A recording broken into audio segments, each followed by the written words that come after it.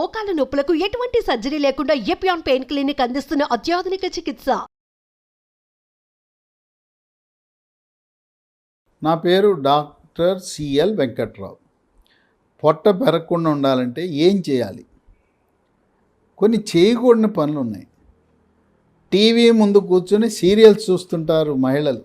ఆ మహిళలు సీరియల్పై దృష్టి పెట్టి ఏకాగ్రతతో చూస్తున్న సమయంలో పక్కన ఏదోటి తినటానికి పెట్టుకుంటారు. తెలవకుండానే తినేస్తూ ఉంటారు. కనుక టీవీలు చూసే సమయంలో మీ పక్కన ఎటువంటి తినుబండారాలు పెట్టుకోవద్దు. పెట్టుకుంటే తినేస్తారు, బరువు పెరిగిపోతారు, పొట్ట పెరిగిపోతుంది. తర్వాత ఇంట్లో చేసిన భోజనమే చేయాలి. అది కాకుండా ఇప్పుడు మనకి ఇంట్లోకి హోటల్ నుంచి కావాల్సినవి తెప్పించుకోవడానికి స్విగ్గీలు, జొమాటోలు ఆర్డర్ చేస్తే ఇంటికి వచ్చేస్తున్నాయి. హోటల్ భోజనము, రుచికరమైన మాంసాహార పదార్థాలను ఆర్డర్ పెట్టుకొని స్విగ్గీ, జొమాటోలో తినేవారికి కూడా పొట్ట పెరుగుతుంది. ఇక శుభ అశుభ కార్యక్రమాలకి అందరూ పిలుస్తూ ఉంటారు. పెళ్ళి అంటే పెళ్లి సందర్భంగా ఒక 1/2 డజన్ కార్యక్రమాలు ఉంటాయి, అన్నిటికీ రమ్మంటారు. అట్లాగే అశుభ కార్యక్రమాలు, మరీ ముఖ్యంగా అశుభ కార్యక్రమాల్లో మాంసాహారం పెడతారు. ఈ విధంగా ఎక్కువ శుభ అశుభ కార్యక్రమాలకి వెళ్ళాలి కానీ, హాజరవ్వాలి కానీ, వాళ్ళు పెట్టే భోజనాలు తిని దానివల్ల మనకు బాణపొట్టు వచ్చే అవకాశం ఉంది. ఇక పార్టీలు, డిన్నర్లు, వృత్తిరీత్యా వ్యాపార రీత్యా వ్యాపారస్తులు, ముఖ్యంగా కాంట్రాక్టర్లు, ఈ కాంట్రాక్టర్లు అధికారులతో ఎప్పుడూ సన్నిహితంగా మెలుగుతారు. ముఖ్యంగా ఇంజనీర్లతో సన్నిహితంగా మెలుగుతూ ఉంటారు. ఇంజనీర్లకి కాంట్రాక్టర్లు పార్టీలు, డిన్నర్లు ఇస్తుంటారు. బిల్లులు కాకముందు పార్టీలు, డిన్నర్లు, బిల్లు వచ్చిందని ఆనందంలో మళ్ళీ పార్టీలు, డిన్నర్లు.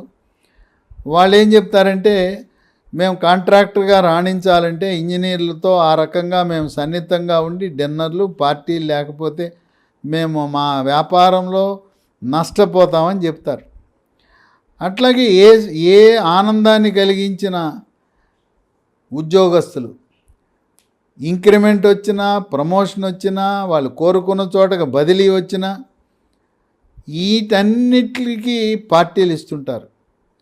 ఈ పార్టీలకు, డిన్నర్లకు పక్కవాడిని తృప్తిపరచడం కోసం, వ్యాపారం కోసమో మొహమాటం కోసమో ఎక్కువసార్లు పార్టీలకు, డిన్నర్లకు వెళ్ళటం, అక్కడికి వెళ్ళిన తర్వాత మొహమాట పట్టి ఇష్టం లేకపోయినా అక్కడ మద్యము సేవించే పరిస్థితి తెస్తారు.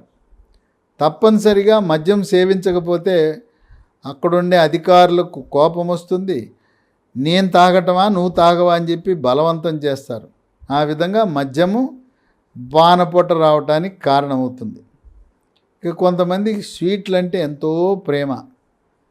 దారిలో వెళ్తూ ఉండగా ఫుట్పాత్ మీద, బండి మీద జిలేబీ వండుతుంటే వెంటనే కారు ఆపేస్తారు, బైక్ ఆపేస్తారు, వెళ్ళిపోయి వేడి వేడి జిలేబీ కొనుక్కొని అక్కడే నిలబడి తినేస్తుంటారు.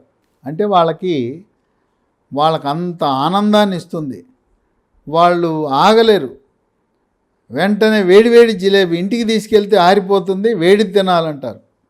ఇక రోజు స్వీట్లు తింటానే ఉంటారు. నిద్ర లేచినప్పటి నుంచి స్వీట్లు, టిఫిన్తో పాటు స్వీట్లు, మధ్యాహ్న భోజనంతో పాటు స్వీట్లు, రాత్రిపూట భోజనంతో పాటు స్వీట్లు అధికంగా తినటం, అది ముఖ్యంగా నేతి మిఠాయిలు తింటే ఇంకా హానికరం.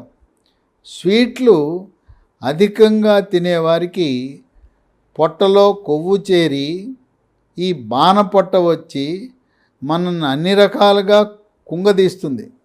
అందం పోయింది, ఆరోగ్యం పోయింది, లైంగిక ఆనందం పోయింది. ఇన్ని రకాల ఈ సమస్యలు సృష్టించే బాణపొట్ట లేకుండా చూసుకోవాల్సిన అవసరం మగవారికి, స్త్రీలకు కూడా ఉంటుంది. 1-2 డెలివరీలు అవగానే, ప్రసవం అవగానే ఎంతో అందంగా సన్నగా ఉన్న మహిళలు బరువు ఎక్కువైపోయి పొట్ట పెరుగుతుంటుంది. దాన్ని నాకు ప్రసవం అయింది, సిజేరియన్ అయింది, దానివల్ల ఈ పొట్ట పెరిగిందని ఆపాదించినా దానివల్ల కాదు. మీరు ఆహార నియమాలు సరిగా పాటించని కారణం వల్ల, వ్యాయామము లోపించటం వల్ల వచ్చింది. మహిళలు చెప్తారు, అబ్బా ఇంట్లో వంట పని అంతా నేనే చేస్తున్నా, మరి ఇల్లు ఓడవటం కూడా నేనే చేస్తా, తొడవటం నేనే చేస్తా, బట్టలు ఉతకడం నేనే చేస్తా అని ఇంత ఇంటి పనులు చేస్తున్నప్పుడు మళ్ళీ వ్యాయామం అవసరమా అని అడుగుతుంటారు. ఇంటి పని చేయటం మంచిదే కానీ ఇంట్లో చేసే మీ పనులన్నీ కూడా వ్యాయామంతో సమానము కాదు. ఇంటి పని చేసినా నడక తప్పదు, వ్యాయామం తప్పదని గమనించండి.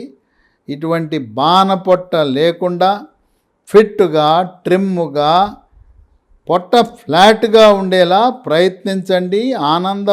ఆనందకరమైన జీవితాన్ని అనుభవించండి.